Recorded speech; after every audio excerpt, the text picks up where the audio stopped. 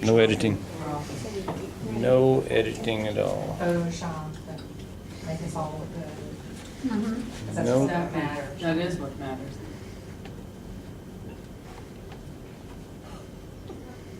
Uh-oh, but you're missing two people, hon.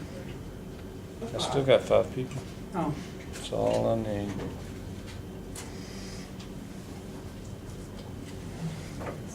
The old Candy camera.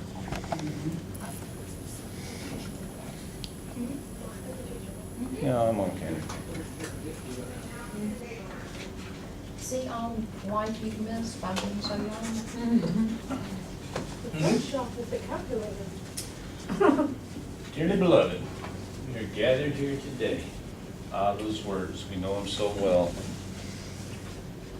Young ladies swoon over those words, and those words strike fear in the hearts of young men. Yeah. At 1 p.m. on August 3rd, 1963, my parents stood in front of Pastor W.S. Wiley as he uttered those words. The location was my grandparents' house in Mount Pleasant, Texas. Some of you that are here today were there for that event. Me personally, much to the relief of my grandparents, I missed it. However, even though I missed the big event, I have been around for 49 of their 50 years. I am the more experienced of the offspring of this union, arguably the best looking, and without a doubt the most qualified to speak on this occasion. In preparation for this event, I did a lot of research and got to thinking about what I was going to say for my parents' 50th wedding anniversary. I did a lot of research on marriage, divorce, events dating all the way back to 1963, and I was struck by a couple of things. One, statistically,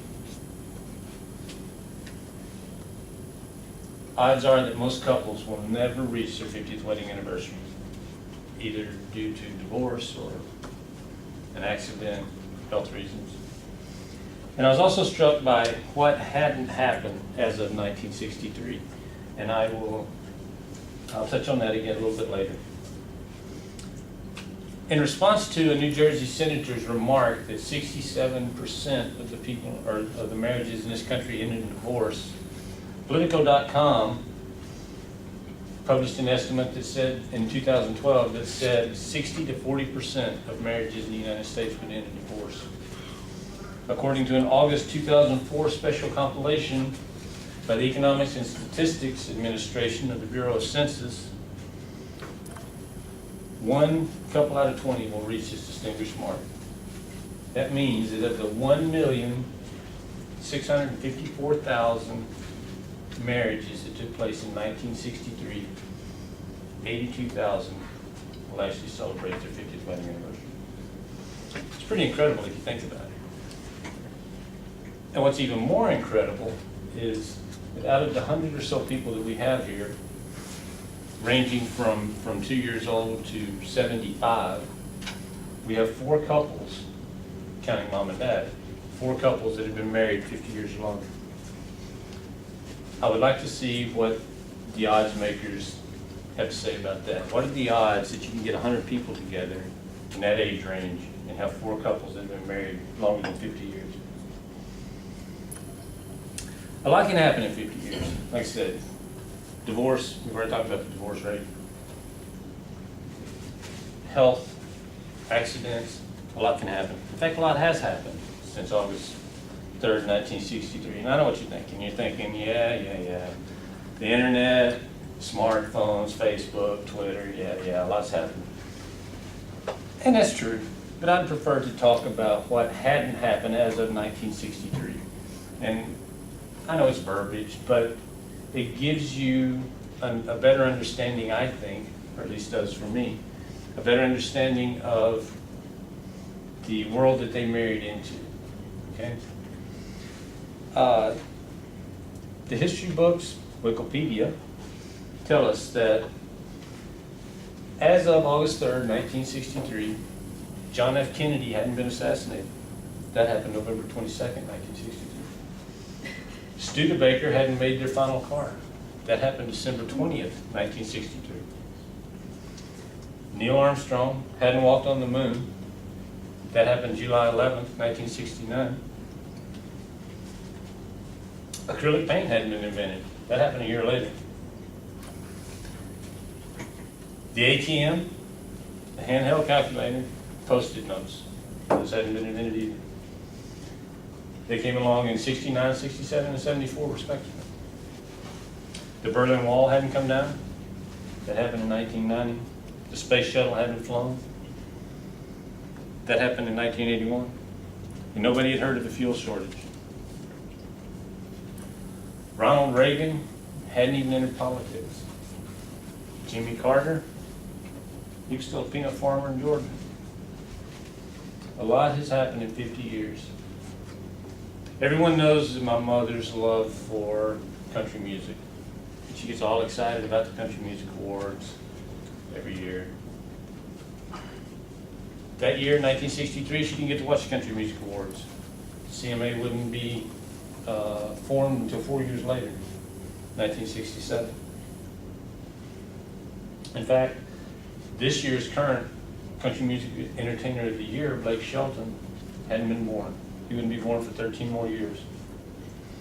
I did find it somewhat appropriate, talking about country music, that the most popular song of 1963, as reported by Joel Whitburn in his book, Most Popular Country Songs 1944 to 2005, which was published in 2005.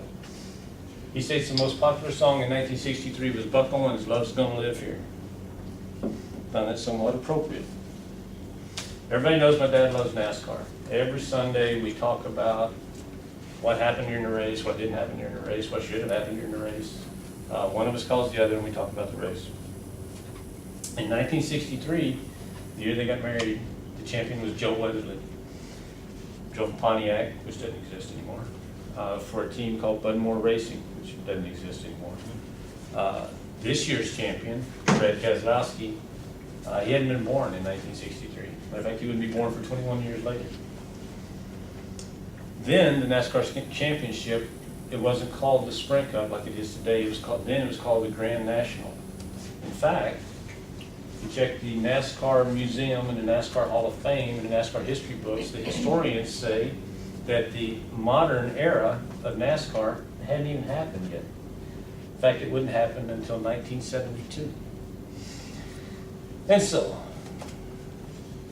I'm thinking that the modern era remark might have put you over the edge and made you feel old, so I'll stop there. I think you get the point. A lot has happened since 1963, and the odds of a couple reaching their 50th wedding anniversary are very slim, 1 in 20. It's truly something to be proud of.